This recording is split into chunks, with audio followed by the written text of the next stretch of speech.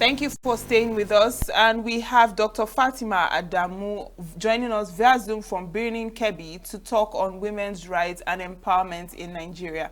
Good morning and welcome to the program. Good morning. How are you? I'm very well, thank you. And how are you? I'm doing very well, thank you. All right, now when we talk of women's rights and empowerment, first of all, what do we mean when we talk about women's rights and empowerment? It's a very important concept for us because it's talking about giving everybody equal opportunity and chance. So we are talking about making sure the policy are right and just for everybody, irrespective of the gender, and not only the policy, the law, but also how it is implemented. And so it is also about providing a conducive working environment for women. So you look at the political, the sphere, for example, we have 50%, almost 50% population of women, then ideally the working environment, the political position should also be 50%. So what we're saying is about providing the opportunity and the equal space for women to prosper in the society. Another important component of empowerment, and that's separate from the economic, the space, is also the issue of giving women the inner strength, supporting women to be who they are, to pursue their ambition, to do what is it they really do, whatever the choice is, to do that. And that's what women empowerment. So it comes from two sides. It comes from the way the society, the family operates, and the way in which also the women are empowered. So if you look at the family, when we look at the family, we make sure that the woman is socialized, brought up to become who she is with no restrictions, with no constraint, nothing constraining her. And that's really what women empowerment is about. It's looking at both sides, yeah? All right, now looking at Nigeria, how would you assess the current how women's rights and empowerment currently is in Nigeria? How far do you think Nigeria has come in recognizing these rights and protecting women? Yeah, and I want to take two dimensions of this thing to really discuss it. So if we take the current consultation that is going on around the country about giving women slots in the assembly, in the National Assembly, and we are also going to the state level. As I've said, we've been trying to compete with men. I mean, it wasn't possible. And so we have to go back and negotiate and say, you know what, just give us slot. Because the men are more powerful, they are wealthier, you know, to compete, you need a lot of money. They are more networked than women. And we said, okay, let's give us, we were asking for a three slot per state for the National Assembly. And even that one is not easy. We have found it really difficult to get what we want. And so and that's what I mean. The environment is really not conducive. And I know we are happy with the current National Assembly. They are working on it, and they are working, and there is a lot of consultation, and we are working on Nigerians, calling on Nigerians to support us in that direction. We are the voters. We are 50% voters. And what we're saying, we don't think men can represent the interests of women. We don't think so. Or the interests of our children. We want women to be there to represent our interests. And we also want to hold even the women and the men accountable to that. So, but we need that space to be able to do that. And so that is one area we are pushing as women rights activists to give women that space, and we hope we will definitely win. The second dimension I want to take is in the area of the way in which women, even let's take even the economic space. If you look at the number of support, it is very negligible. Women are struggling to make ends meet, and when opportunities come up from the government side, you realize that women often benefit less. Even though if they benefit, they are more likely to support the family than men. But there is this assumption that men are the head of the family and therefore support should pass through them. This is all the thinking that we feel if there is anybody that needs to be empowered, it will be the mothers, it will be the sisters, it will be the grandmothers that needs to be empowered more. So we are in a situation where in Nigeria we've not done well. That's more or less what I'm saying. We've not done well, but we are pushing and we are getting some of our brothers and fathers and sons supporting us in that direction. And we are pleased with the effort that is being made by our brothers, sisters, our fathers and sons to support us in that direction. We are not alone in this struggle. We are with everybody, but what is important is giving the women that opportunity to be what they want to be, and without any constraint, without naming, giving them all sort of name. All right, and now looking at the the numerous advocacies for women's rights and women's empowerment, and advocating for other like men and the society to empower us and give us room to flourish. Do women themselves, particularly in Nigeria, do they even know or are aware of what their rights are to be able to defend themselves or to push back when they feel like they are not being given the room? I think I would say some are aware. In fact, women are aware, but I have heard this comment that women themselves are not, but women are aware. But they are all looking, each woman is looking at her own rights in a different way. A typical woman in the village is fighting for her rights in the marriage, her right to be respected in the marriage. And she is doing that fight. But what is often the problem is that some of them are powerless. They lack the voice. They lack what it takes to really take the fight. And that is why some of us that I consider privileged, we need to give that support. So women everywhere, I don't believe that women do not know their rights, because if you visit at least any of the court in the north, listen to some of the utterances from the women, and struggling, fighting to ask for their inheritance or to ask for respect from their husbands, where it is not coming. Look, I want to end this marriage. So that is an evidence of even the knowing their right. Recently, we had a case in Kebbi where the girl was forced into marriage. She didn't want to marry the boy. The boy drug her and forced himself in her. And she decided, you know what, and she became pregnant. And she decided, you know what, I'm going to hold this baby. I'm not going to allow my mother to know, because they would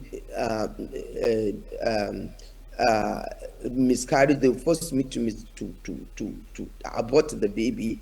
I would rather shame everybody to know what is happening. So that's really the reality we're in. Women every part of the world know their rights, but there are constraints. Some they will fight, they will not be able to win. And so the assumption that women's struggle for right is only an elite struggle is not true.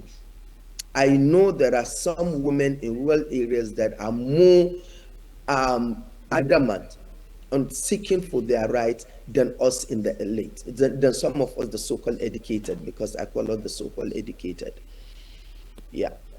All right, and also looking at the political space, we find an underrepresentation of women, in Nigerian politics and, just politics in general. So why do you think Hmm. that women are underrepresented in Nigerian politics and, decision-making positions?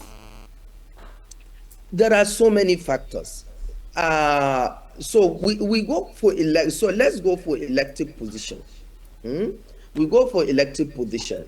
As I've said, election is very, very expensive. It's not based on ideology. It's not based on morality. It's not based on who you are, what your achievements. It's based on how much you have. And so, because of that, women that do not have the money to compete cannot definitely make it.